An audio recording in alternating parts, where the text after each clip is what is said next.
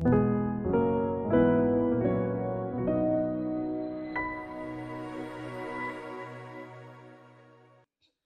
à tous, bienvenue dans la maison du Seigneur. Vous êtes contents d'être là? J'ai entendu la batterie, mais je ne vous ai pas entendu vous. Vous êtes contents d'être là? Alors on va se mettre debout, on va louer le Seigneur.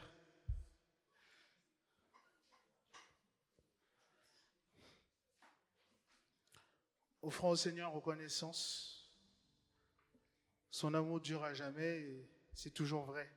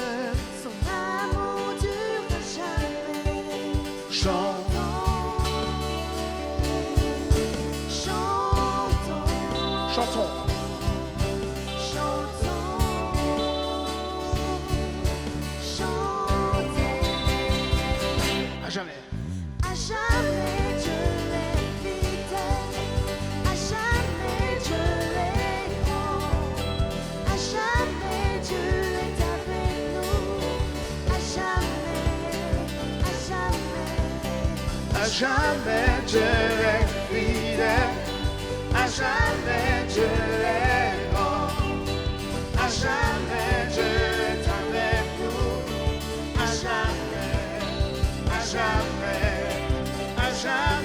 Dieu est fidèle, à jamais Dieu est bon, à jamais Dieu est avec nous, à jamais. Jamais.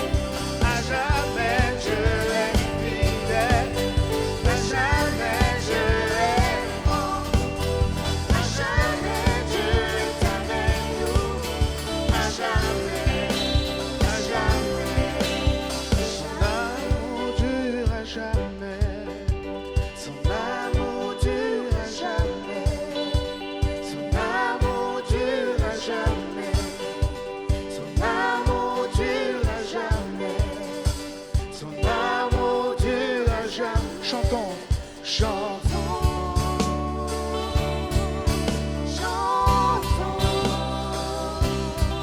Chantons. À jamais il est fidèle. À jamais Dieu est fidèle. À jamais Dieu est bon. À jamais Dieu est avec nous. À jamais, à jamais. À jamais Dieu est Fidèle. À jamais Dieu est bon. À jamais Dieu est avec nous.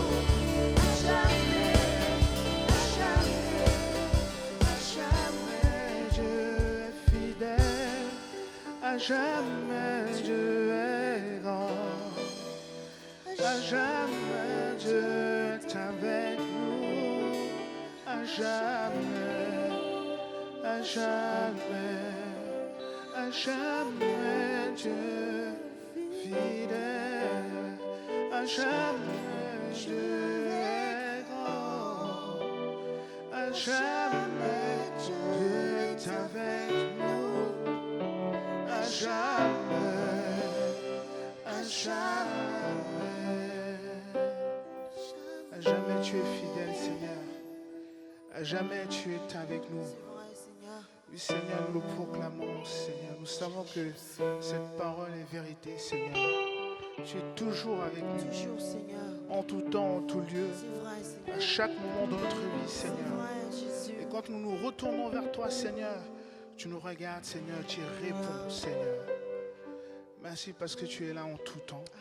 Tu es un Dieu fidèle. Merci pour ta fidélité. Fidèle est notre Ah, Dieu. Seigneur. Tu es un Dieu fidèle, Merci, Seigneur. Jésus. Merci, Papa. Merci. Alors, Seigneur, nous voulons proclamer que ton nom est au-dessus de tout. C'est vrai. Proclamer que ton nom est comme un doux parfum, Seigneur, pour nous. Que ton nom est majestueux. Majestueux dans le nom de Jésus.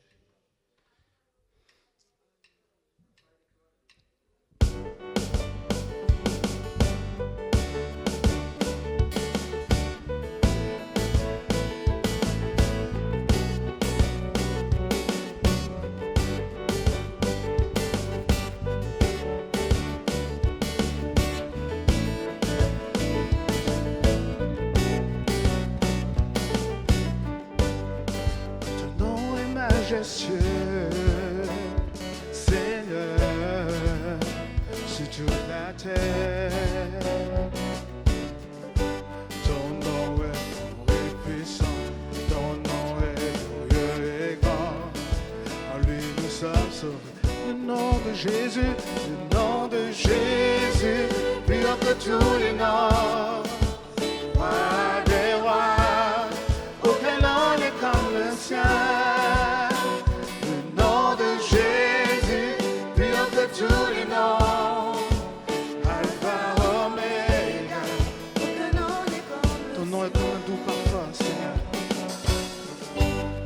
Ton nom est comme un doux parfum, versé sur mon âme, sur mon âme.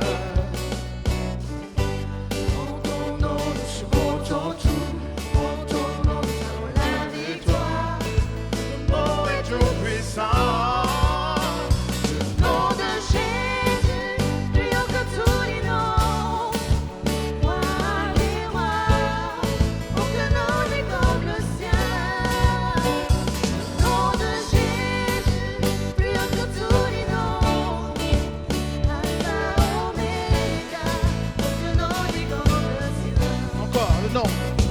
Nom de Jésus, plus haut que tous les noms. Roi des rois, aucun nom n'est comme le sien. Nom de Jésus, plus haut que tous les noms. Alpha, Oméga, aucun nom n'est comme le sien. Un autre Dieu.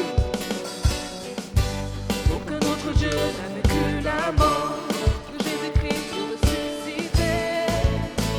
Nous l'élèvons plus haut. En son nom, tous genoux fléchissent.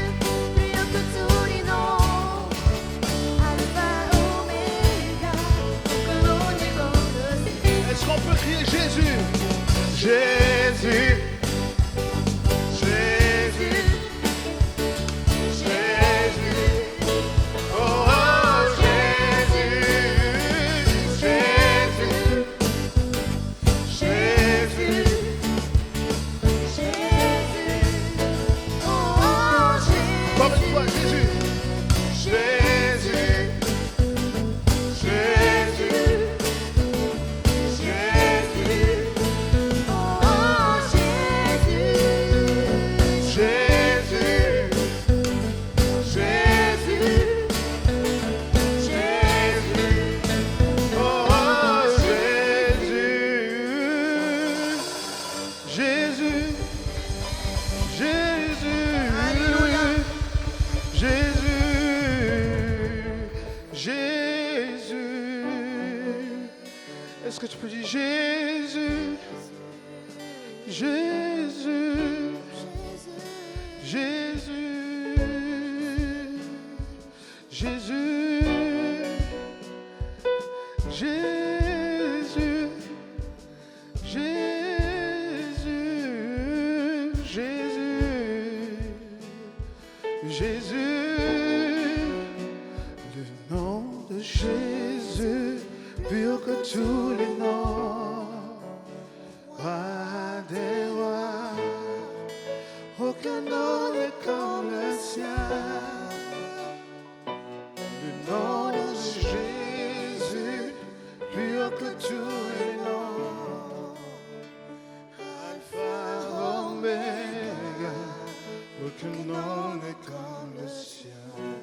Le nom de Jésus, le nom de Jésus, Plus que tous les noms, roi des rois, aucun nom n'est comme le sien. Le nom de Jésus, plus haut que tous les noms. Alpha, Oméga, aucun nom n'est comme le sien. Le nom de Jésus, plus haut que tous les noms, roi des rois, aucun nom n'est comme le sien. nom de Jésus, Nom de Jésus, plus haut que tous les noms, roi des rois, aucun nom n'est comme le sien. le nom de Jésus, le nom de Jésus, plus haut que tous les noms. Roi des rois, Aucun nom n'est comme le sien. le nom de Jésus, Plus haut que tous les noms, Alpha, Oméga, aucun nom n'est comme le sien.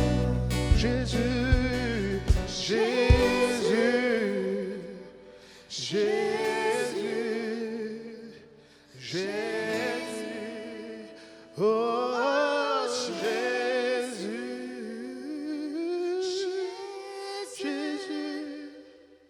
Jésus, Jésus, oh Jésus. Sois élevé, Seigneur. Sois exalté, mon Dieu. Prends un petit temps pour louer ton Dieu. Élève-le. Donne-lui la louange qu'il mérite. Son nom est au-dessus de tout autre nom. Son nom est bien plus grand que tout autre nom.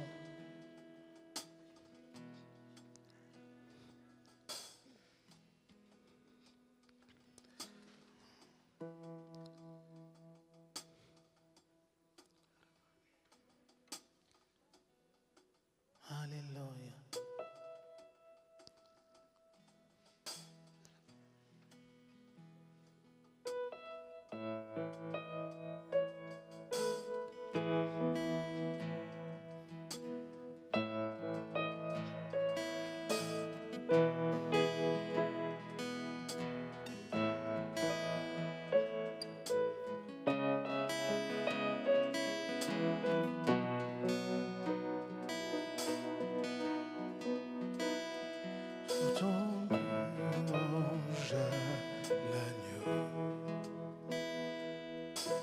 Louange à l'agneau,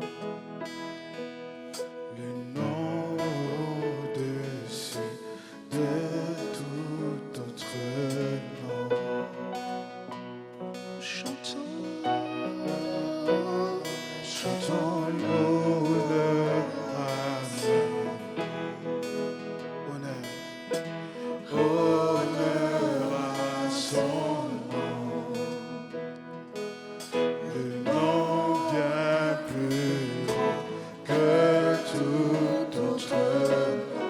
Chantons louange à son nom.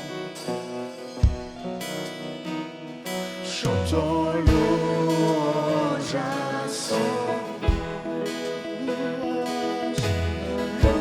Louange à son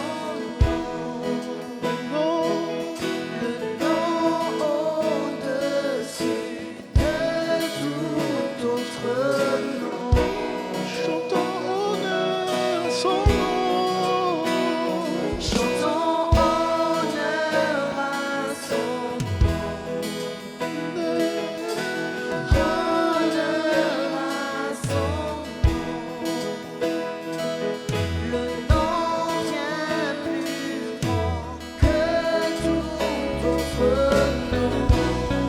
Sois élevé, Seigneur.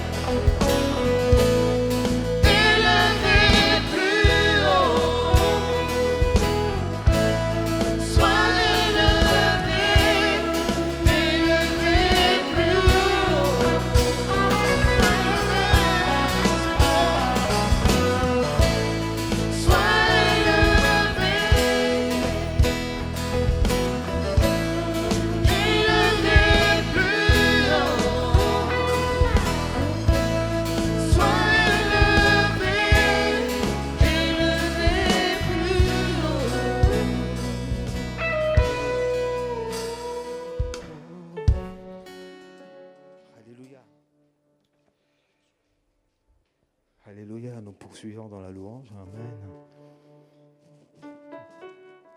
Prends ta victoire. Amen. Prends ta victoire.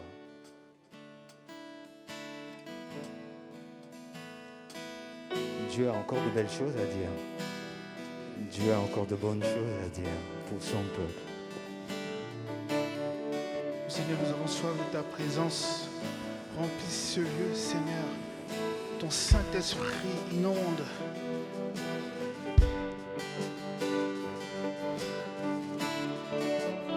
Nous avons soif de ta présence.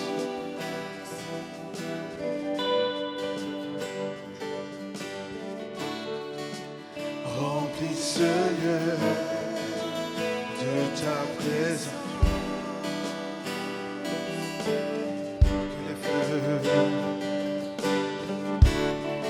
Que le fleuve de nos vies nous inonde.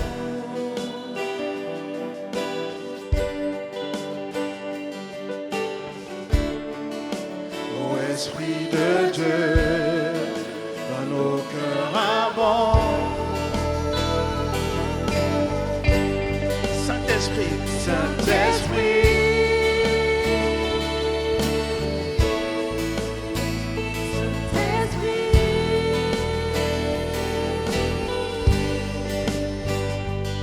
souffle Saint-Esprit,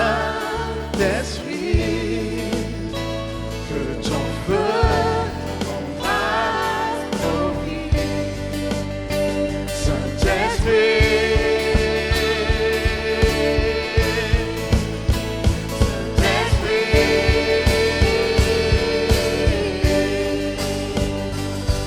souffle Saint-Esprit,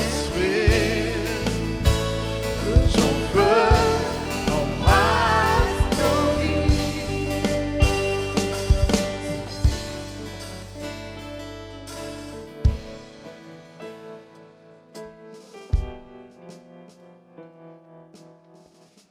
Amen, alléluia.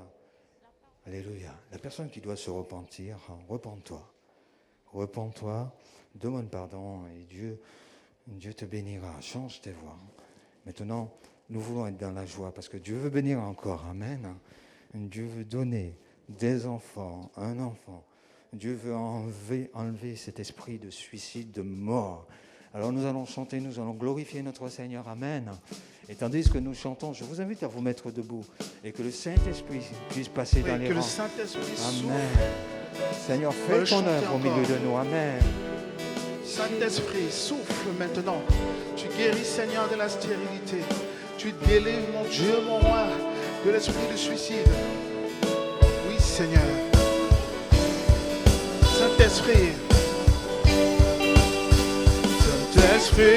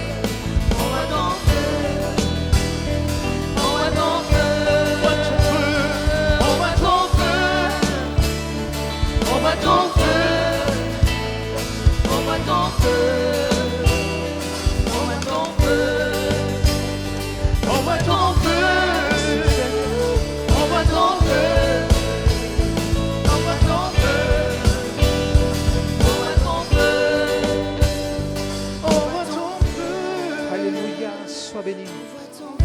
Merci Saint-Esprit pour l'œuvre que tu fais maintenant.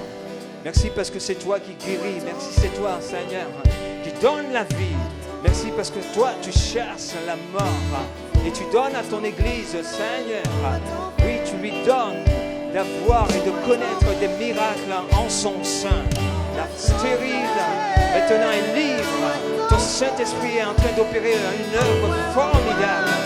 Merci, Seigneur, parce qu'en ton nom, nous pouvons chasser la mort, nous pouvons chasser l'ennemi et nous pouvons proclamer que nous sommes plus que vainqueurs, Seigneur. Oui, que ton feu descende, que ton feu vienne, que ton feu brûle ton Église, que ton feu soit là, ô Saint-Esprit de Dieu. Nous t'accueillons, Seigneur, nous t'accueillons. Fais ton œuvre formidable, grandiose et forte. Alléluia. Sois béni, mon roi.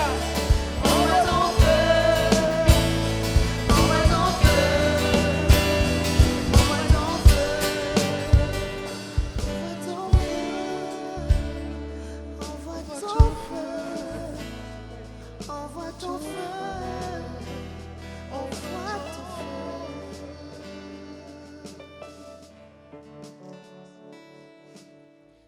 Le Seigneur nous dit que nous avons sa puissance. Alors, peuple de Dieu, puisque le Seigneur nous le dit, ayons confiance, ayons foi. Alors nous allons nous mettre debout et nous allons chanter, glorifier notre Seigneur. Et tandis que nous chantons, tandis que nous proclamons, tandis que nous louons, nous laissons le Saint-Esprit agir en nous. Nous laissons le Saint-Esprit se manifester. Nous laissons le Saint-Esprit nous donner la victoire. Nous sommes un peuple de victoire. Dieu est au milieu de nous et nous devons l'honorer. Ayons foi et voyons la gloire de Dieu au milieu de son peuple. Alléluia, amen. Alléluia.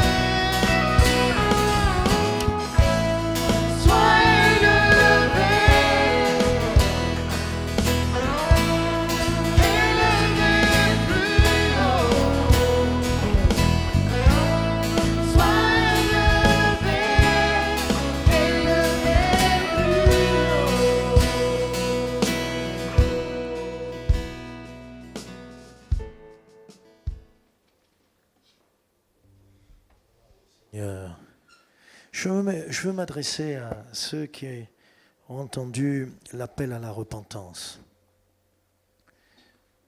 Tu te dis que, et tu ne vois pas comment tu ne vas pas y arriver, tu ne peux pas y arriver, tu ne vois pas comment tu vas y arriver. Ça, ce n'est pas le problème. Ton problème, c'est de te repentir. Tu vois bien que les racines sont de plus en plus profondes. Mais il faut te repentir. Tu le fais. Et après, Dieu te donnera le courage. Si te donnerai le courage. N'aie pas peur de la lumière.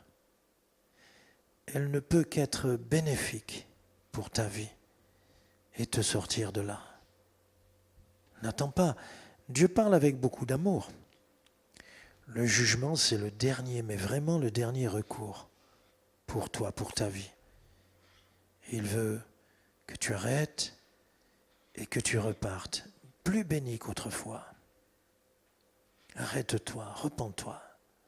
Règle ça d'abord avec le Seigneur. Et après, tu trouveras le courage, les paroles pour le régler. Merci Seigneur. Alléluia.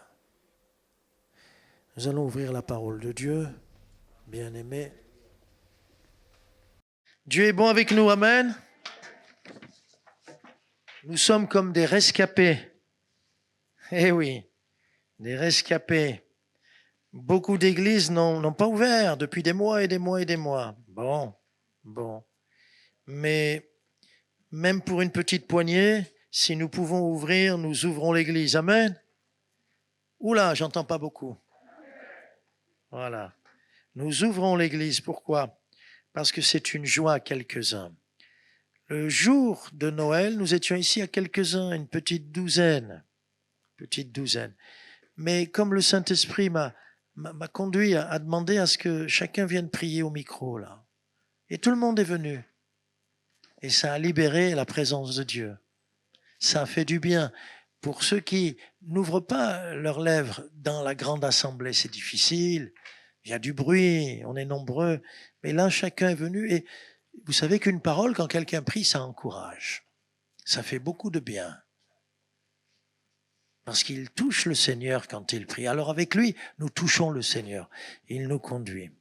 Alors je vais ouvrir ce livre merveilleux, mais avant, je vais faire une introduction.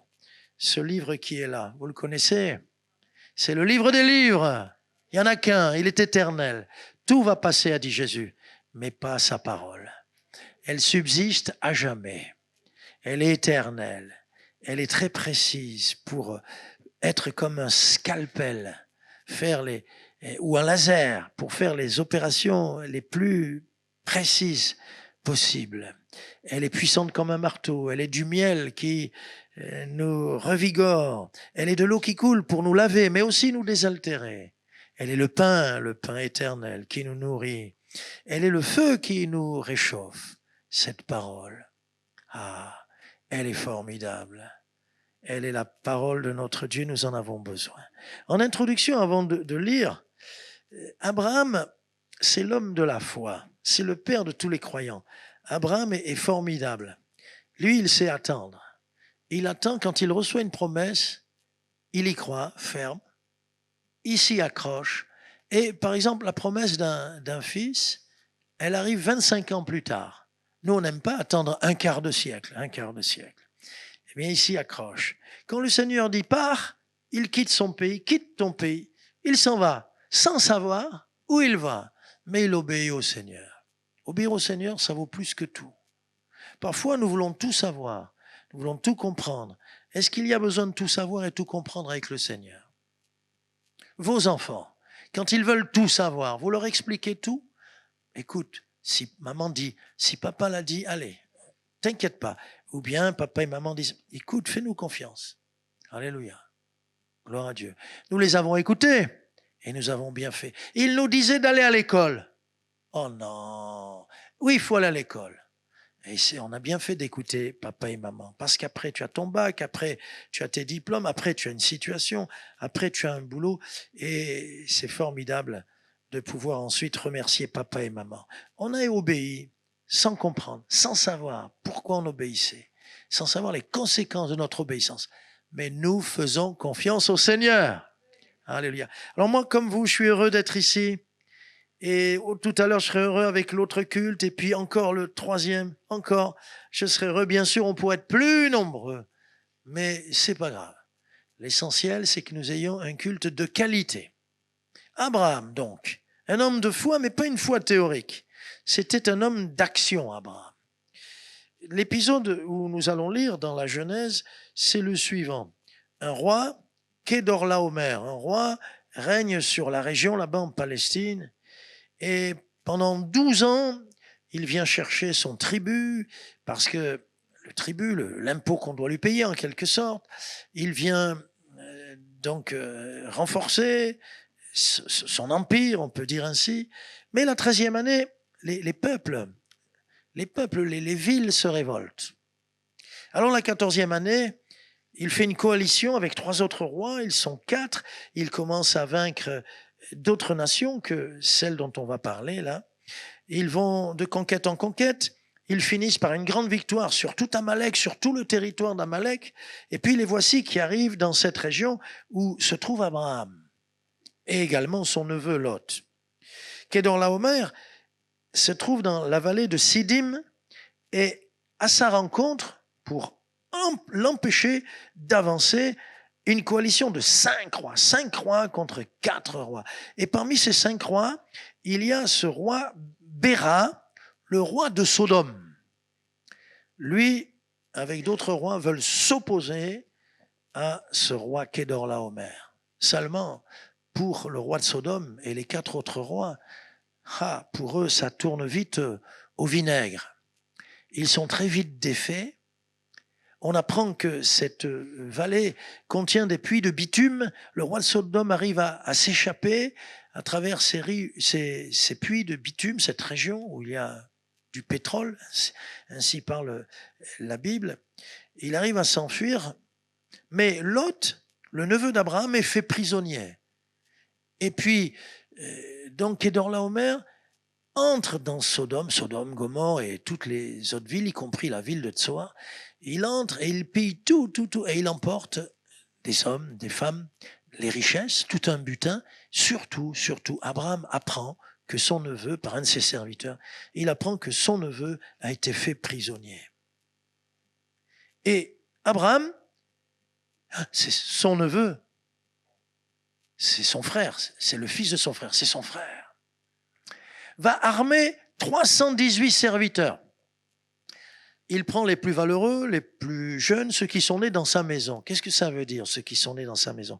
Il faut comprendre que quand quelqu'un était riche, il pouvait avoir des serviteurs. Aujourd'hui, on dirait des employés. Mais quand le serviteur est dans la maison, comme il dépend de cet homme qui pourvoit à ses besoins, qui pourvoit à la nourriture, au logement, etc., cet homme, au moment du jubilé, doit le laisser partir.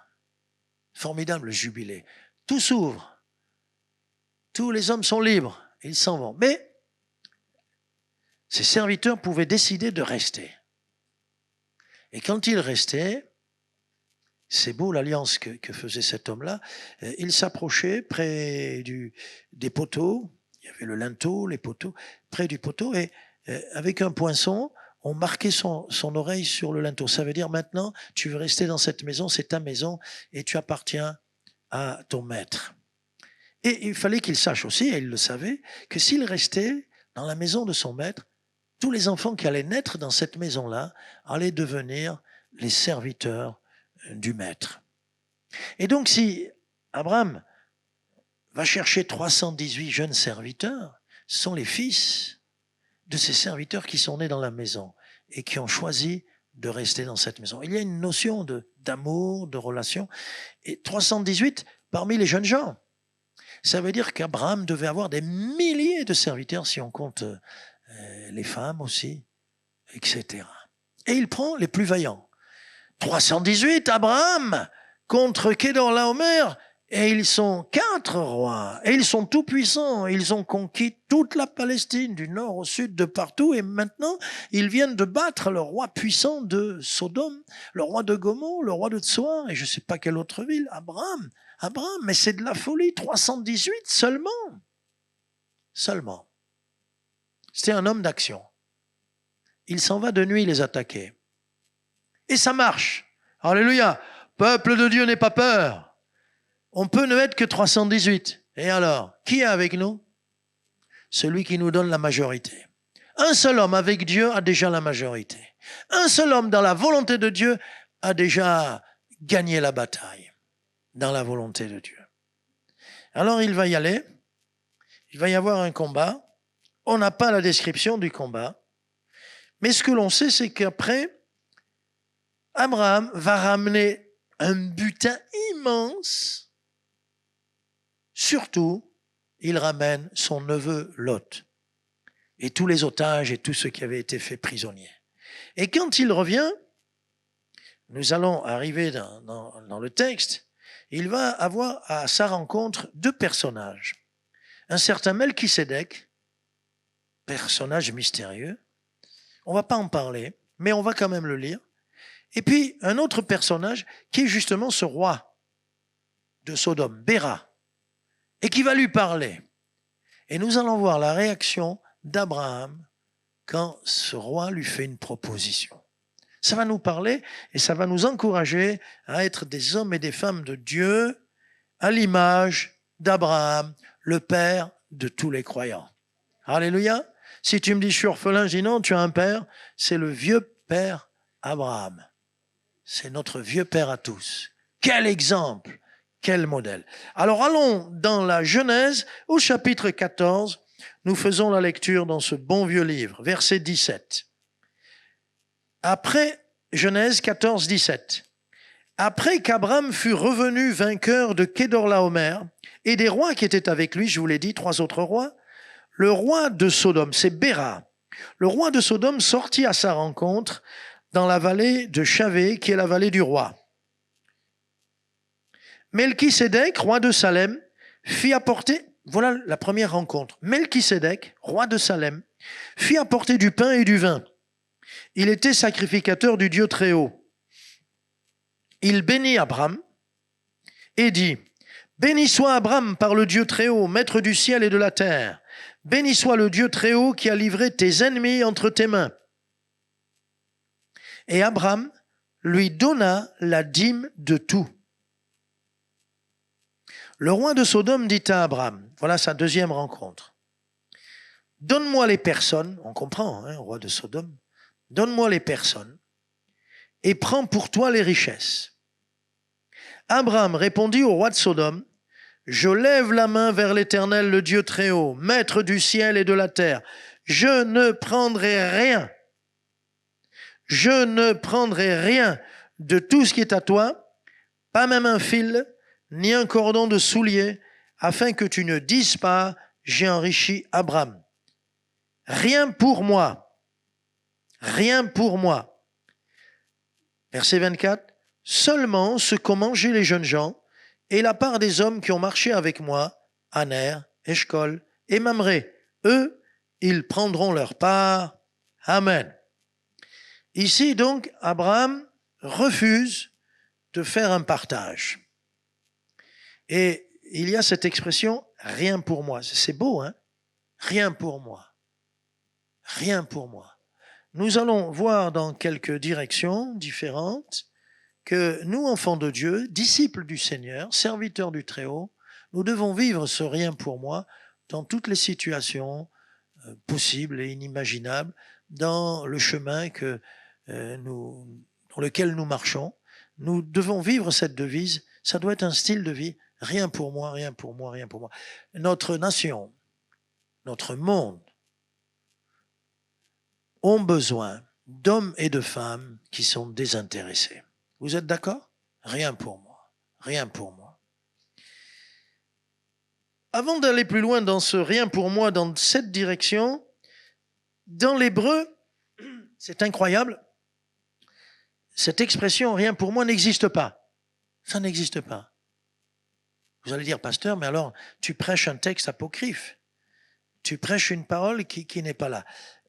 Elle est mise par les traducteurs parce elle est induite par ce qui précède et elle inclut ce qui suit également. Verset 23, rien pour moi, c'est la fin, mais le début, je ne prendrai rien. C'est ce rien qui est repris.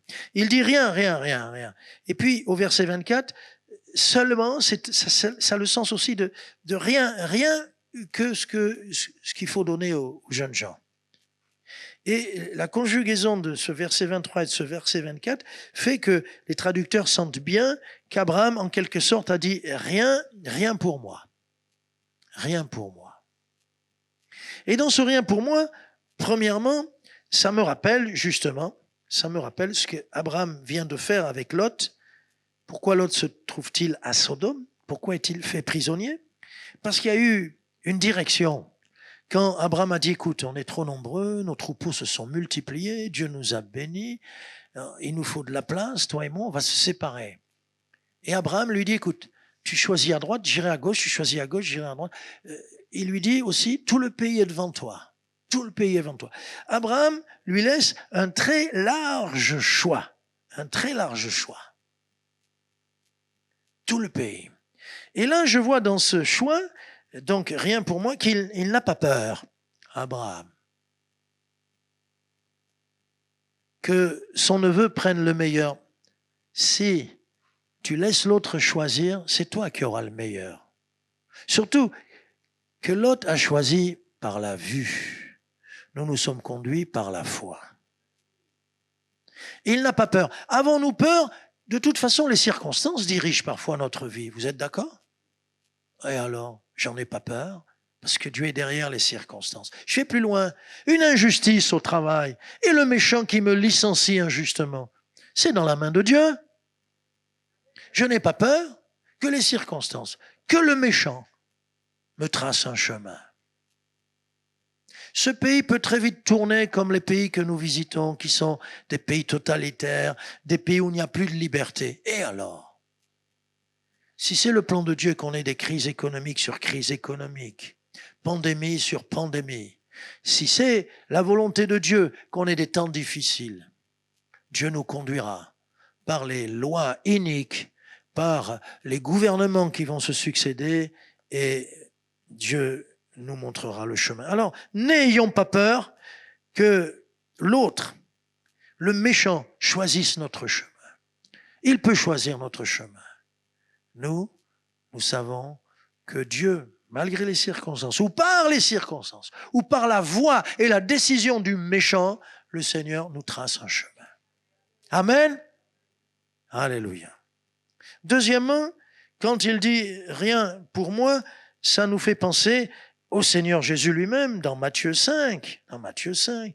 Je ne vous donne pas la référence exacte parce que comme ça, vous la chercherez à la maison.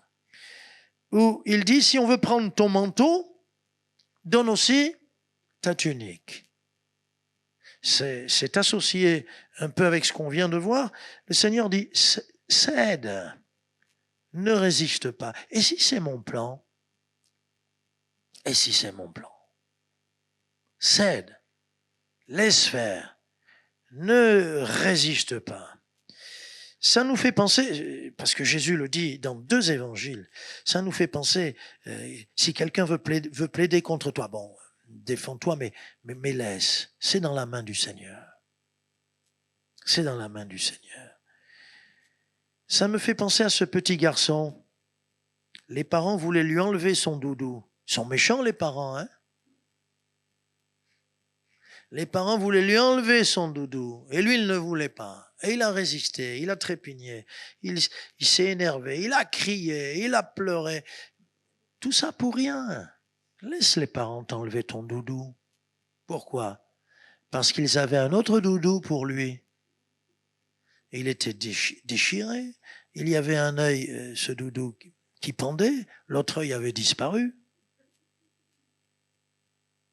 Il était sale. Il était peut-être sûrement rempli de bactéries. Peut-être qu'il y avait le Covid dedans. Oh, mais lui, c'était son doudou. Et il s'accrochait à quelque chose qui n'en valait plus la peine. Quand je m'accroche à quelque chose qui n'en vaut pas la peine, Dieu enverra n'importe qui, n'importe quoi, pour m'enlever mon manteau et je ne le comprends pas. Et le Seigneur dit, sois même prêt à lui donner ta tunique aussi. Parce qu'avec le Seigneur, si j'ai enlevé mon manteau, si j'ai enlevé ma tunique, je n'aurai jamais froid. Je n'aurai jamais froid. Alléluia. Voilà comment nous sommes. Le Seigneur dit, apprends à vivre rien pour moi, rien pour moi. Il y a mes petits doudous, il y a ce que j'aime, il y a ceci, il y a cela. Un jour, une sœur dans l'église, pas ici à Fila, non, mais dans une église, le pasteur m'a raconté. Elle est arrivée, elle était complètement devenue folle. Qu'est-ce qui s'est passé? Oh, le pasteur l'a grondé, tant mieux, parce qu'il faut de temps en temps qu'on nous corrige. Non, ce n'était pas le cas. Ah, une sœur lui a fait une remarque. Ah, ça fait du bien à notre petit moi que...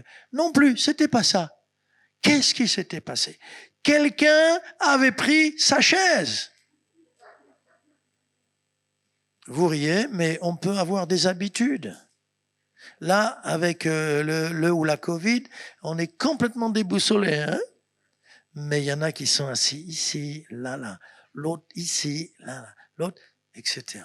Je comprends certains frères comme moi, parce que les jambes, ils bougent, et celui qui est encore plus grand que moi, il ne peut être qu'au bord de l'allée, parce que au centre, là, tu peux plus. Bon. Mais nous comprenons, bien-aimés, que le Seigneur vient nous troubler parfois. Et si nous avons beaucoup de choses, nous sommes accaparés par beaucoup de choses, nous allons tout le temps souffrir. Rien pour moi. Je me suis mis là parce que je préfère être là, mais laisse. Et si c'est un nouveau, ne lui fais surtout pas la remarque. Tu es content qu'il soit assis ou tu vas l'enlever de là? Quel accueil! La première fois qu'il arrive, il s'installe, il ne sait pas. Tu n'as pas osé mettre ton nom sur la chaise. Il y a une église aux États-Unis, quelle folie, quelle folie. Le pasteur, mais bon, c'est pas, est-ce que c'est vraiment une église, ça? Parce que les gens ont fait des dons, il a noté les dons des gens, et selon l'importance des gens, il leur a attribué des places, des fauteuils leur sont réservés, et bien sûr, on a mis le nom du donateur. On n'a pas mis le montant, mais les premiers fauteuils sont les plus gros dons, etc. Et là, il y a le nom pour honorer. Mais c'est pas bon, ça. Rien pour moi. Toute la gloire que nous aurons ici-bas, elle nous manquera. Elle ne nous sera pas accordée là-haut. Refusons. Refusons. Et là, c'est un lien pour, justement, passer au troisième point. Rien pour moi, ça me fait penser Romains 12. N'aspirez pas, ne recherchez pas ce qui est élevé. Aspirez à ce qui est humble. Rien pour moi. La gloire, j'en veux pas, non merci. C'est pas pour nous, hein, enfants de Dieu, c'est pour nous. Les apparences, c'est pour nous.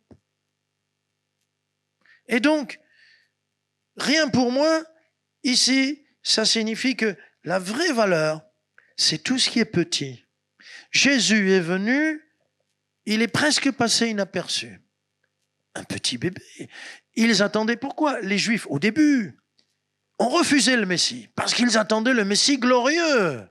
Oh, un cheval blanc, ça irait bien, avec une cape magnifique, une armée derrière lui, une épée flamboyante. Ah! Et puis surtout, il vient pour bouter, comme on dit, pour chasser, pour rejeter Rome dans la mer. Il va libérer la Palestine de tous les jougs possibles. Mais on avait oublié un seul joug. Le joug que nous avons tous, hélas, tous les hommes, à l'intérieur. C'est pour celui-là qu'il est venu combattre. Il n'a pas chassé les Romains. Les Romains avaient besoin aussi du salut. Mais Jésus est venu, tout petit, faible rejeton. Il est né dans une étape parce qu'il n'y avait pas de place pour lui. Personne ne lui a fait de la place. Alors on a sûrement trouvé une écurie désaffectée, je pense, qu'on a vite arrangée, nettoyée. Et Jésus est venu naître là. Et puis après, les hommes qui étaient humbles, suffisamment humbles, ont accordé la vraie valeur au plus petit d'entre nous. Le plus petit d'entre nous, Jésus, le grand roi. Et il a fait son œuvre dans le cœur d'hommes et de femmes qui se sont repentis. Là, j'étais en train de donner un cours dans une école biblique et il y avait un jeune dont je connaissais le père. Je lui ai dit, qu'est-ce que tu veux faire toi plus tard? Il dit, je veux être un grand homme de Dieu. Quand il m'a dit ça, bon, les nouveaux dans les écoles bibliques, ils sont affolants, hein. Je lui ai dit, écoute, ce qui compte, c'est pas d'être un grand homme de Dieu, on s'en fiche. Mais c'est d'être un homme du grand Dieu. C'est quoi un grand homme de Dieu? Tu as une église avec, tu comptes, comme on dit maintenant, à 4 chiffres. Tu comptes à 4 chiffres les membres? Non. Chaque brebis compte. Et c'est pas ça qui compte. C'est quoi être un grand homme de Dieu? Faire de grandes choses. Mais c'est quoi faire de grandes choses? On va en parler tout à l'heure aussi. Non. laissons-nous attirer par ce qui est humble. Rien pour moi. Et ce qui est petit, ça me montre, si je suis attiré par ce qui est petit, ça me montre que je sais accorder de la valeur à ce qui a vraiment de la valeur. Jésus, à qui accordait-il de la valeur? Aux plus petits, bien sûr. Les enfants, il a dit, mais non, laissez-moi les accueillir. Ne les empêchez pas de venir à moi. Le royaume des cieux est pour ceux qui leur ressemblent. Ah, Seigneur, mais qu'est-ce que tu dis là? Il est vraiment venu avec un royaume à l'envers, si je peux parler comme ça, le Seigneur. Et il nous a montré que la vraie valeur, c'est l'humilité. C'est l'humilité. Quatrième point, là encore, Jésus nous montre ce que ça veut dire rien pour moi. Il dit, alors Luc 14, comme ça vous chercherez à la maison, Luc 14, il dit que quand on nous invite et qu'on va au festin, il faut pas choisir la première place, la plus haute. Il faut choisir la dernière place. Va t'asseoir à la dernière place. Tu es invité. Tu es à la dernière place. On ne peut pas te rétrograder, n'est-ce pas? On ne peut pas te dire dehors, tu es invité. Regarde, j'ai ma carte d'invitation. Tu es là. Ah ouais. Le strapontin. Ça existe encore, les strapontins? Vous savez ce que c'est, les strapontins? C'est un fauteuil qui se plie. Il ne gêne pas, on passe, on va, on vient, mais en cas d'affluence, s'il manque des chaises, on sort le strapontin. Tout petit, rikiki. C'est pas le grand fauteuil. Il n'a pas les bras du fauteuil. C'est juste le petit strapontin. Mais c'est utile, parce que tu peux t'asseoir. Et Jésus dit, mais choisis la dernière place. C'est vrai que si je suis dans cette attitude, cette mentalité d'Abraham, rien pour moi, la dernière place, ça me convient. Hein? Et souvent, je me dis, Seigneur, je vais à Fila, je suis membre de Fila, en numéro 1. Numéro 2, je suis membre de Fila. Et numéro 3, je suis membre de Fila. Voilà. Après, bon, j'officie, j'ai une charge, je monte, j'encourage. Mais tellement heureux qu'on soit là, n'est-ce pas? Amen. Cette jeune fille qui venait, et j'en avais assez, et ce jour-là, je la stoppe. Je dis, non, tu chanteras pas. Mais les mariés m'ont dit, ben, tu chantes pas. À chaque mariage, elle avait une jolie voix, les mariés l'invitaient. Et elle chantait très bien. Mais elle arrivait une demi-heure à 45 minutes en retard. Finalement, j'avais compris un jour. Elle vient pour chanter. Ça, on s'en fiche, hein? Pas vrai? C'est pas un cadeau pour les mariés, ça non plus. Non. Et je lui ai dit, ben non, tu chantes pas. Et elle n'a pas chanté. Et quelque temps après, ça n'avait rien à voir avec cela, mais le Seigneur m'a montré que j'avais raison. Elle a vraiment méprisé l'église. Elle venait vraiment pour chanter, pour faire entendre sa jolie voix. Et puis elle a disparu. Elle a disparu. Que Dieu ait pitié d'elle et la bénisse. Alors, non, je dois être insensible. Rien pour moi, je ne suis pas sensible à la position, la place. Quelqu'un m'a dit, mais tu devrais être sur Internet. Non, on me balance, pas moi, hein, les messages. Sur Internet, non. Mais tu sais, tu devrais avoir plus d'envergure. L'envergure, mais moi, l'envergure que j'ai, c'est devant mon Dieu. N'est-ce pas? L'importance que nous avons, c'est devant notre Dieu. Notre envergure, c'est si nous allons fréquemment dans les parvis, plus que ça, dans le cœur même du sanctuaire de Dieu. C'est ça qui donne de l'importance à notre vie. Alors, un poste, une place, une position, non. Quand on a cherché David, on est vraiment allé chercher David, on l'a tiré. Et Saül aussi, ils avaient peur. Et Moïse, il a fallu que Dieu le pousse également. Ça, c'est les véritables serviteurs. Ça, ce sont les véritables serviteurs. Rien pour moi, ça veut dire donc être insensible. Ne pas considérer ce que le monde, lui, considère. Ah, le monde, comment il considère la valeur d'un autre. Un ancien est en train de parler à l'église, mais juste avant, il s'est passé quelque chose. C'est un culte, comme tous les autres cultes. Et un SDF est entré. Mais vraiment le SDF. Et les gens, c'est une église de bourgeois. Bien sûr qu'il faut se préparer. On vient à la maison du Seigneur, on honore le Seigneur. Alléluia, bien sûr. La bienséance fait qu'on est bien habillé, etc. Mais là, eux, ils sont... Puis alors, personne ne va vers ce SDF. Personne ne le salue. Quand même, quel honneur. C'est un homme. Un enfant, on ne lui dit pas, donne ton petit cœur. Non, un enfant, c'est un être humain à part entière. Amen. Et là, ce SDF, parce qu'il est habillé différemment de tout le monde, bon, il est quand même propre. Mais c'est un SDF, ça se voit. Il n'est pas rasé, tout ça. Ah. Personne ne lui parle et personne ne l'invite, mais il vient tout seul et il s'invite dans le fond. Lui-même.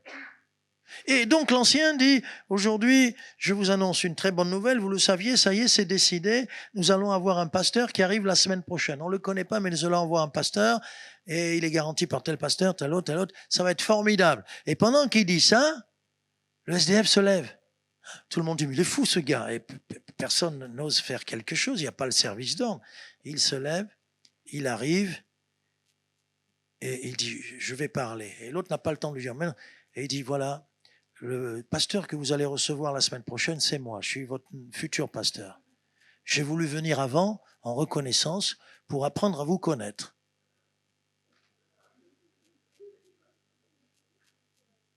Normalement, ce pasteur-là doit dire, écoutez, je devais venir la semaine prochaine, j'ai changé d'avis, je ne viendrai pas. N'est-ce pas? Mais comme tout est possible à Dieu, ce pasteur relève le défi. C'était déguisé. Un pasteur, tu te déguises. On est dans la lumière. Non, mais c'est déguisé momentanément pour donner une leçon inoubliable. Parce qu'à mon avis, l'Église, elle n'a plus jamais oublié ça. Quel trésor il y a derrière le vêtement de cet homme? Oui ou non? Je vais plus loin. Même un homme en colère, même un homme méchant, il est en colère aujourd'hui. Mais quelle richesse il y a au fond de son cœur? Vous êtes d'accord? Pourquoi est-il en colère? Un jour, un jeune voulait tout casser dans un camp, tout ça, et tout le monde voulait l'attraper. Heureusement, Dieu m'a aidé à discerner, et je l'attrape. Au lieu de lui dire, ouais, tu te rends compte, tu es renvoyé du camp, je l'attrape. Je dis, alors, qu'est-ce qui se passe? Et là, il m'ouvre son cœur. C'était un Africain, et il me dit, voilà, mon meilleur ami au village, il est mort. Il a 20 ans. Il était déboussolé. Ben moi, je trouve que c'est beau qu'il réagisse à la mort de son meilleur ami. N'est-ce pas? C'est beau. Après, bien sûr, il ne devrait pas faire ce qu'il a fait. Mais il y a de la richesse. Tu vois un être humain, il peut être blanc, noir, rouge. Je ne vais pas faire... Il y a des verts, peut-être. Il y a des jaunes, c'est sûr. Jaune. Qu'importe la couleur, qu'importe l'épaisseur de son carnet de chèques. Peut-être il n'a pas de carnet de chèques. Rien pour moi. Je m'en fiche des honneurs, de la place, de la position, du poste. Également, rien pour moi, 5e point, c'est de considérer les intérêts de l'autre. Quand on dit moi, ce sont nos intérêts. Quand on dit rien pour moi, je pense aux intérêts de l'autre. Ce que j'ai vu à la maison, et c'est ce qui se passe dans toutes les maisons, j'espère, c'est que la personne qui vit le plus ce rien pour moi à la maison, c'est la maman. Elle pense aux petits, elle pense aux grands. Est-ce que le grand pense aux petits? Pas toujours. Elle pense aux petits, aux grands, à la petite, à la grande. Elle pense au papa. Est-ce que le papa parfois pense à son fils, s'il n'est pas jaloux, comme ça peut arriver? Et c'est celle qui pense toujours. Rien pour moi, rien pour moi. Et elle le vit. Rien pour moi, rien pour moi, rien pour moi. Et ça, c'est extraordinaire. Alors la référence, puisqu'il faut en donner une ici, c'est le Philippiens 2, Philippiens chapitre 2, que chacun, au lieu de considérer ses propres intérêts, considère les intérêts des autres, les intérêts d'autrui. On pense à l'autre. Philippiens chapitre 2. On pense à l'autre parce qu'il a des besoins. J'ai des besoins. La maman a des besoins. Mais elle voit que le petit a des besoins, que le grand a des besoins, que son mari a des besoins. et elle est là pour suppléer à leurs besoins. Alléluia. Rien pour moi. C'est ce qu'on doit vivre, je le dirai tout à l'heure en conclusion, comme un style de vie. Et puis, 6e point, il y en a encore 2, le 6 et le 7. Dans le service, psaume 45, mon œuvre est pour le roi, c'est-à-dire rien pour moi. C'est le service. Le vrai serviteur ne travaille pas pour lui-même. Il ne travaille pas pour sa réputation, il ne travaille pas pour se faire connaître, il ne travaille pas, s'il est sur les réseaux sociaux, pour avoir 1000, 2000, 3000, 5000 clics.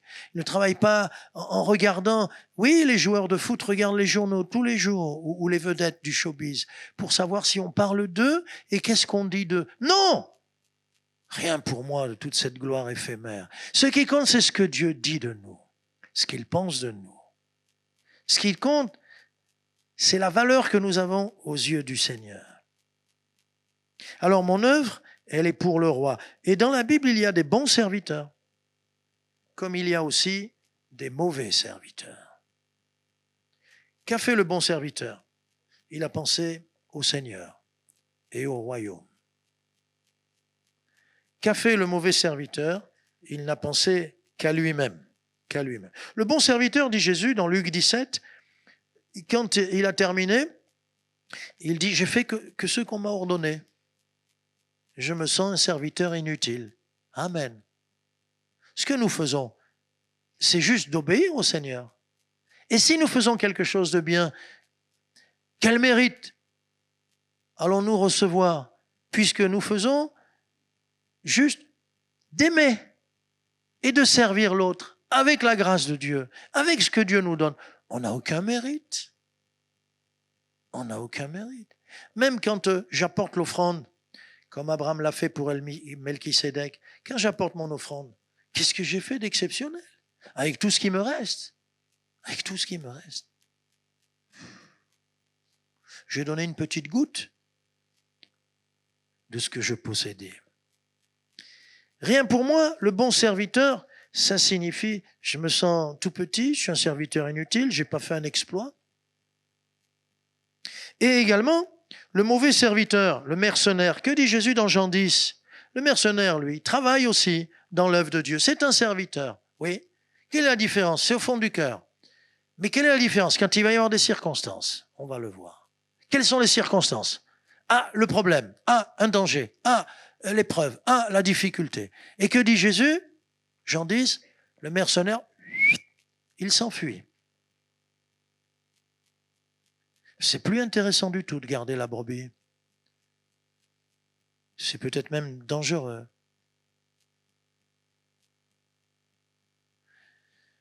Si quelqu'un vient me dire, pasteur, je veux servir Dieu, je veux vraiment un grand ministère. Oh, super.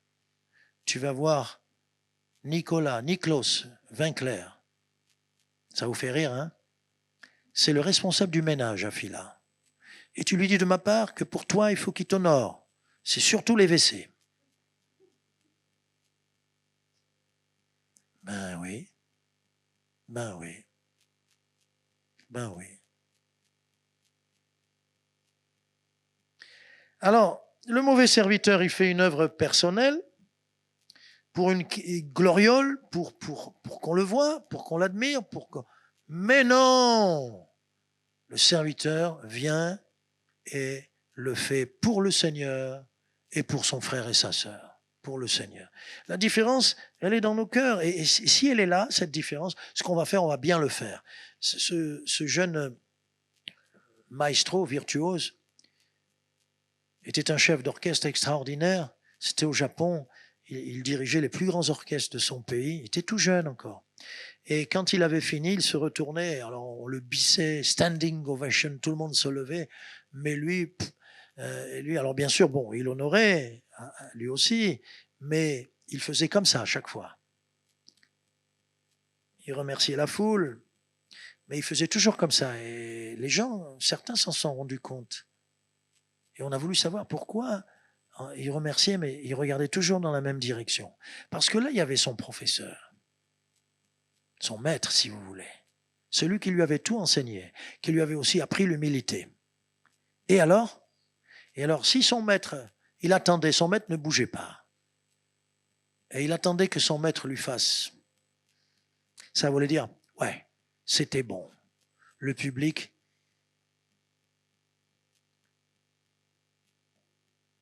Mais le maître savait s'il avait mis toutes ses fibres dans ce qu'il avait fait. Le maître savait si c'était un véritable succès. Parce que la musique aussi, elle a une âme. Elle peut faire du bruit, elle peut avoir des apparences. Et lui, ce que la foule lui accordait, il n'en tenait pas compte. C'était surtout ce que son maître lui disait. Et nous, c'est pareil. Alléluia. Amen. Gloire à Dieu. Si on sert le Seigneur, c'est pour le roi. C'est pour lui. C'est parce qu'il nous l'a demandé et nous sommes tellement heureux de le faire. On m'appelle pour aller dans une petite église.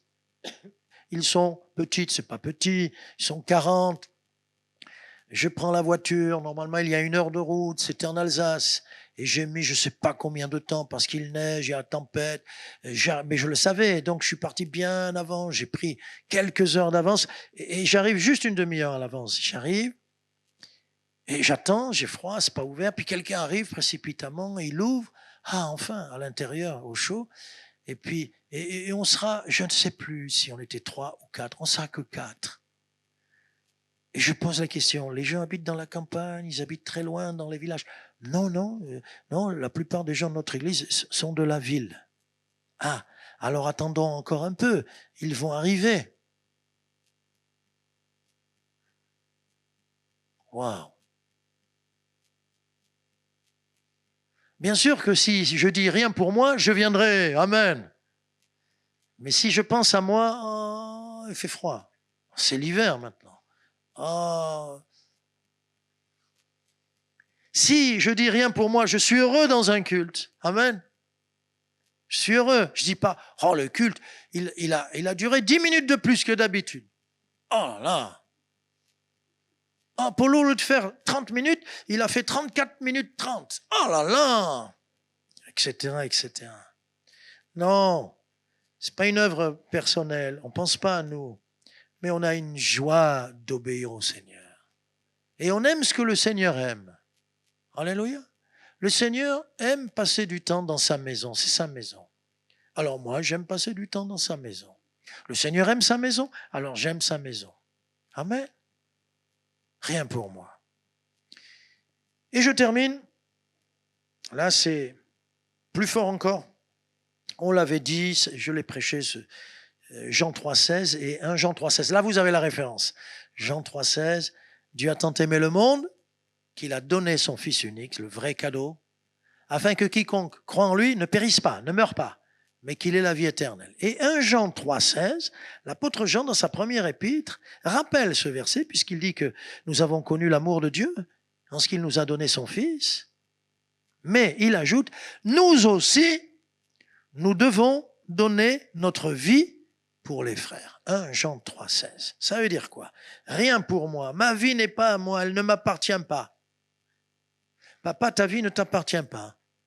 Tu l'as donnée, premièrement, à ton épouse. Elle est à elle. Et ensuite, tu l'as donnée à tes enfants.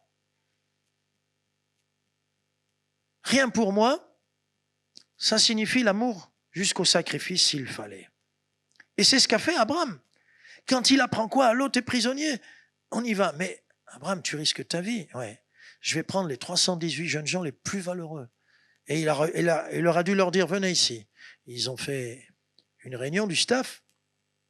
Voilà, là où ce sont des guerriers redoutables. Personne ne les a vaincus jusqu'à présent. Ils sont 4 rois puissants. Nous, on a été épargnés parce qu'on a été sur la montagne. Vous voyez le choix? Quand Lot a choisi pour lui la plaine, Abraham s'est retrouvé à la montagne. C'est ce qu'il a préservé. C'est ce qu'il a sauvé. Cette guerre ne l'a pas touché. Et donc, il leur dit, voilà, c'est dangereux, non. Mais nous y allons. Et les 318 le suivent, et ça va être la victoire. Rien pour moi, jusqu'au sacrifice. Tout à l'heure, quand je parlais de rien pour moi, il faut accepter les conditions. Et là, il faut accepter de perdre sa vie par amour. Vous vous souvenez, je ne sais plus en quelle année, ça fait longtemps, là, quand il y a eu le tsunami en Asie. Alors, je ne sais plus lequel des tsunamis, mais il y en a un qui a eu lieu, le tsunami, le jour de Noël, je crois. Hein, c'est ça, voilà. Je ne sais pas lequel. Vous chercherez sur Internet. Le maire avait dit, nous interdisons aux chrétiens de célébrer Noël comme ils le font chaque fois. On ne veut pas de fêtes religieuses sur la plage. C'est drôle, hein? Et ils ont fait des démarches. Non! Alors le pasteur a dit, dans ce village, il a dit, écoutez, on a trouvé un terrain assez plat là, dans la montagne, dans les collines. Et ils sont allés célébrer Noël dans les collines. Et après, ils ont béni Dieu de ne pas s'être trouvés sur la plage. Parce qu'ils venaient fêter ça, ils venaient sûrement 2 jours et ils fêtaient ça avec les enfants, les familles et tout. Rien pour moi. Tu me dis que je ne peux pas là? Bon, ben je vais faire ici. Alléluia. L'apôtre Paul, on lui dit ni là, ni là, ni là, ni là. Où ça? En prison! Il transforme sa prison en une merveilleuse église. Ils se mettent à louer Dieu, lui, Paul, Silas, son compagnon, à tel point que les prisonniers les entendent. Dans le cachot le plus sinistre. Et c'est là qu'il y a la gloire de Dieu. Alléluia. Donc, le dernier point, c'est de donner sa vie en sacrifice. Et c'est ce qu'a fait Abraham. Tu réfléchis pas. Puisque j'accorde de la valeur à l'autre, l'autre est plus important que moi. En France, dans un village que je ne peux nommer parce que je ne sais pas où ça s'est passé, vous savez ce que faisaient les nazis qui occupaient toute la France? Ce qu'ils faisaient, c'est que quand un soldat était tué, il prenait 10 otages dans le village. 1 pour 10. C'était une règle. Ils pensaient freiner comme ça qu'est-ce qu'on peut dire, ceux qui étaient pris de liberté et qui s'attaquaient à l'occupant allemand. Et cette fois-là, un soldat avait été tué. Alors l'officier est venu prendre 10 civils. Et à l'entrée du village, ils étaient là où on exécutait, là où il y avait le peloton d'exécution. C'est là que ça se passait. Ils étaient alignés tous les 10 et les soldats étaient prêts. Et un homme assez âgé, d'un certain âge, je ne sais pas, sort et voit ça. Bon, ils sont coutumiers de ces faits, de ces pelotons d'exécution installés à la hâte par les nazis.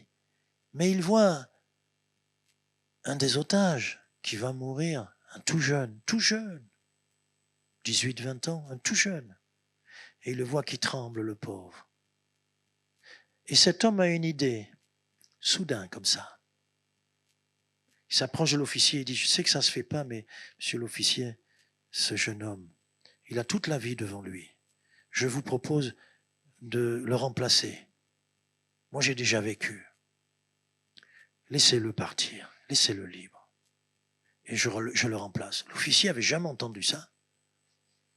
Il a dit, bon, j'accepte. Et cet homme a pris la place de ce gamin, si on peut parler comme ça. Et c'est lui qui est mort à sa place. C'est beau ça. Rien pour moi. Rien pour moi. On va peut-être vivre des temps terribles.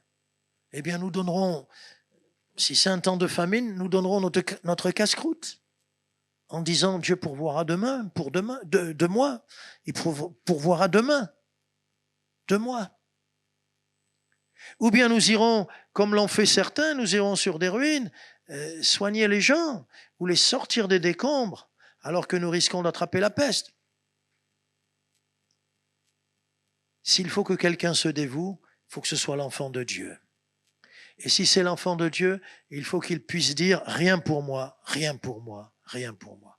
Dans ce rien pour moi, qui est formidable, en conclusion, je peux le dire en regardant la vie d'Abraham, c'est ce qui a rythmé toute sa vie.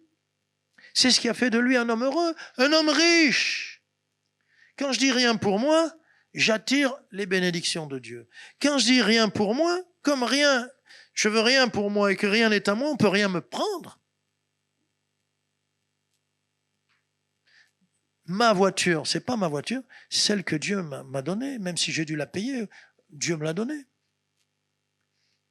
Si on vous vole votre voiture en sortant, vous direz, Seigneur, tu as un problème, on t'a volé ta voiture. Comment tu vas faire, Seigneur? Seigneur, tu sais que j'en ai besoin. Et le Seigneur peut t'apprendre à marcher. Plusieurs n'ont pas de voiture et ils savent qu'on peut marcher. On peut marcher à pied pendant longtemps. Alléluia. C'est sa devise, c'est son style de vie. L'apôtre Paul, j'ai appris à être content dans l'état où je me trouve. Philippiens, dans l'état où je me trouve, soit dans l'abondance, soit dans la disette. J'ai appris. Ça s'apprend. Quant à Jésus, notre maître à tous, quel exemple! Est-ce qu'il y avait quelque chose qui était à lui? Non. Est-ce que quand il est venu, Philippiens 2 le dit, est-ce qu'il a cherché à être l'égal de Dieu? Et pourtant, il est Dieu. Pas un Dieu inférieur, mais il est au même titre que Dieu le Père et que Dieu l'Esprit, il est Dieu le Fils. Mais il n'a pas cherché cela comme une proie à arracher pour être l'égal de Dieu. Il s'est abaissé, il est venu en disant rien pour moi. Rien. Un jour, on lui a dit, Seigneur, tu te prépares, tu montes à Jérusalem, hein, pour qu'on t'entende, pour qu'on te voie.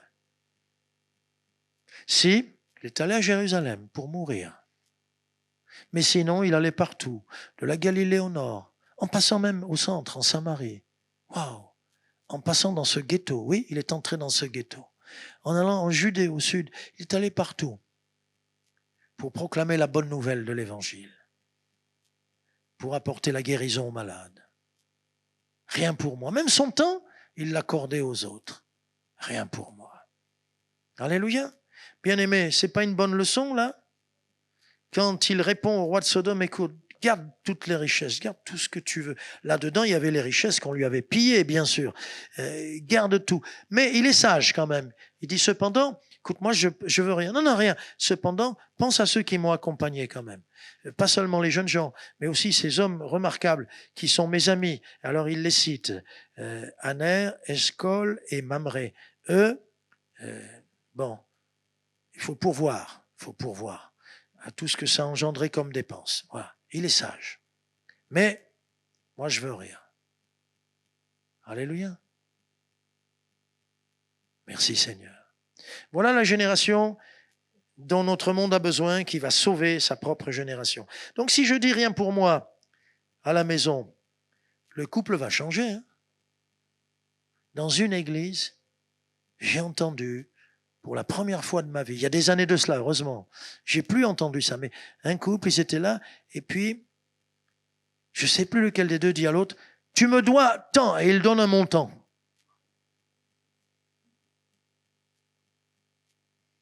Chacun, ils avaient fait des comptes à part. Bon, je comprends, si tu travailles, elle travaille, mais tout est uni ou pas? Je tombais de haut. Ah bon? Tu peux devoir de l'argent à ta femme ou ta femme te doit de l'argent?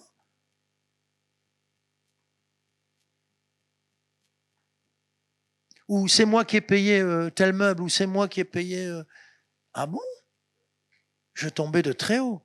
Si on dit rien pour moi, le couple change, pas vrai? Ah! Tu peux plus penser à t'en aller.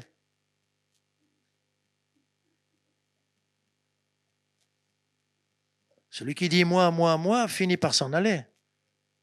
Rien pour moi aussi dans la famille. Rien pour moi.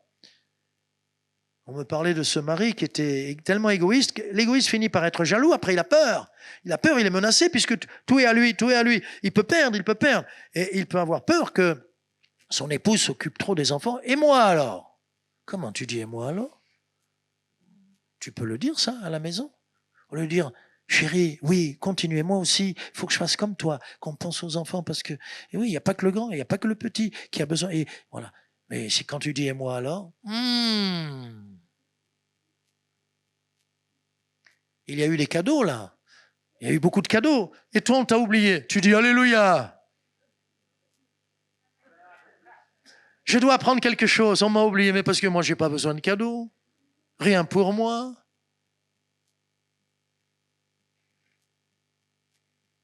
À l'église aussi. Sinon, nous serons de mauvais serviteurs et de mauvais disciples.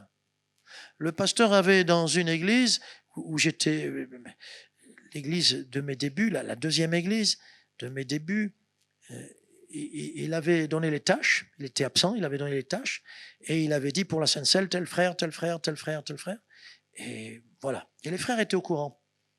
Et quand arrive le moment de la Sainte Seine, celui qui est responsable les voit, mais il rappelle, ah, il manque un tel, il ne le voit pas. Bon, eh bien, il dit à quelqu'un, tiens, viens faire la Sainte Seine avec nous. Mais quand celui qui avait été couché sur la liste par le pasteur est arrivé, il avait été aux toilettes.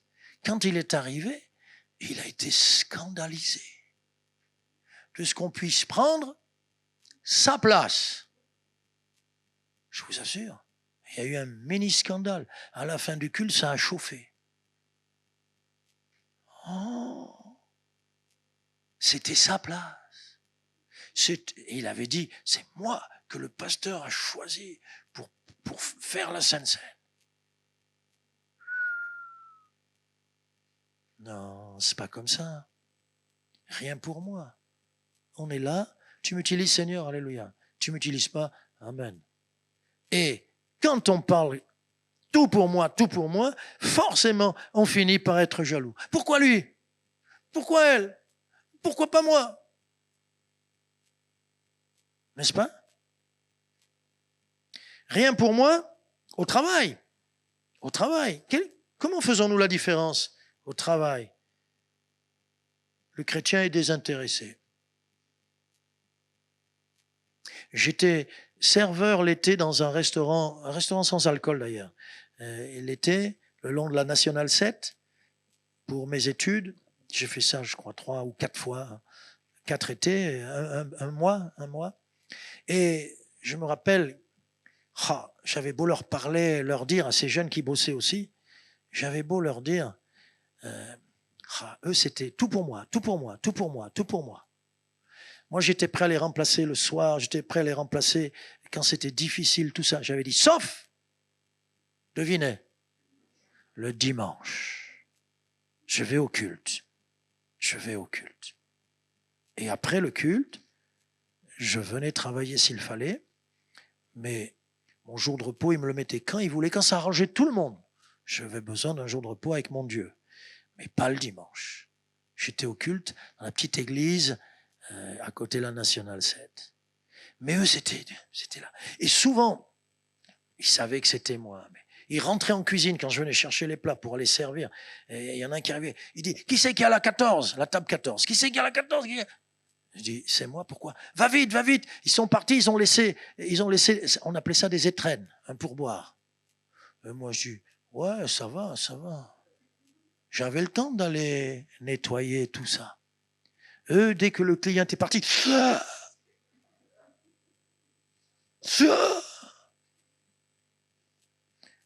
il y a un pourboire, je t'ai servi, c'est pas pour le pourboire. Il n'y a pas de pourboire, je t'ai servi. Ami qui t'en va, tu ne laisses pas de pourboire, c'est peut-être pas son habitude, qu'importe. Et ils étaient tout le temps comme ça. Ça me saoulait, ça me fatiguait. Je me disais, comment ils font pour vivre? Ils doivent être vraiment malheureux. Parce que l'égoïste est tout le temps malheureux. Il est comme la sangsue. Donne-moi. Et il ne garde rien. Parce que c'est un trou sans fond. Et sans fin aussi. Le chrétien est heureux. Vous êtes d'accord avec ce rien pour moi? Amen. Donc, pensez à une petite mamie qui a personne pour lui faire un cadeau. Vous avez trop de chocolat, apportez-lui une boîte.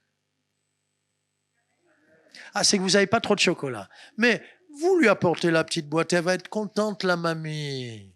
Et ne vous inquiétez pas, elle ne va pas tous les manger en 2 jours. Elle saura doser tout ça. Rien pour moi. Quelle phrase fantastique dans le livre de Dieu. Si on commence à le vivre pour soi, si on commence à le vivre dans le couple, si on commence à le vivre en famille, si on commence à le vivre à l'église, au travail, à mon avis, toute la société commence par être bouleversée. Amen.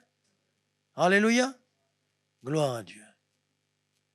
Et parfois, quand les jeunes disaient mais ils ont laissé un gros pourboire. Alors là, plus le pourboire est gros, plus j'attendais pour aller le chercher. Rien que pour les embêter. Et oui, ils ne comprenaient pas. Et j'avais beau leur témoigner, leur expliquer. Ah là. Et quand la dernière année, j'ai dit au patron que j'allais plus venir, mes études s'achevaient. Alors que je lui avais dit, moi, le dimanche, je ne travaille pas, je vous dépanne le soir, quoi. Le dimanche, s'il faut, mais moi, il y a le culte. Bon. Après, comme vous voulez, où vous voulez, toutes les sauces. Il est venu me voir, et c'est à moi seul qu'il a fait la proposition. Il m'a dit, voilà, je veux t'embaucher à plein temps, toute l'année. J'ai dit, mais je peux pas. C'est beau qu'il m'ait dit ça, parce que le monde aspire à rencontrer des hommes et des femmes désintéressés. Amen. Désintéressés. Gloire à Dieu. Prions le Seigneur. Merci Seigneur pour cette expression, rien pour moi. Nous devons en faire notre devise, un style de vie, dans tous nos choix, partout, où que nous soyons, avec qui nous nous trouvons, en n'importe quelle situation. C'est ce que tu as vécu, Maître. Apprends-nous à vivre comme tu as vécu. Et alors nous serons heureux. C'est vrai que si rien n'est à moi, tout est à toi. Je ne suis pas menacé, Seigneur. Et c'est toi le protecteur du trésor que j'ai puisqu'il est à toi. Donne-nous de vivre donc ta vie au milieu de nos semblables, pour ta gloire. Amen. Amen. Gloire à Dieu. Plusieurs pasteurs dans le Midi de la France me disent, mais qu'est-ce que... Ils me disaient ça quand j'étais jeune ici à Filin. Mais qu'est-ce que tu fais à Paris? Bonne question, hein? Mais maintenant, ils comprennent encore moins. Mais tu pourrais être au chaud, tu pourrais être installé, tu pourrais tourner dans le monde entier, faire tes missions, te balader. Tu te rends compte? J'ai un collègue qui a mon âge, et il est parti il y a 12 ans à la retraite. Seulement le pauvre. Sa vie est devenue desséchée, inutile. Mais moi, le Seigneur m'a dit de rester à Fila parce qu'on doit entrer dans quelque chose qu'il a préparé pour l'Église, pour vous, pour moi. C'est pas que je veux rester là, vous enquiquiner encore. Non, mais il me l'a dit. Alors, comme rien n'est à moi, ma vie n'est pas à moi, mon temps n'est pas à moi, ben je suis là, je suis à Paris. Paris, le froid, Paris, la pollution, Paris, des gens fous qui vont, qui viennent, métro, boulot, un peu dodo des fois, dodo. Waouh, quelle folie! Et je suis heureux, parce que rien n'est à moi. Donc, n'aie pas peur, bien-aimé. Sers le Seigneur à fond. Donne-lui tout. Quand on a tout donné au Seigneur, tu lui donnes ta barque, il va remplir tes filets. Tu lui donnes ta vie, elle est entre ses mains, qui peut te menacer?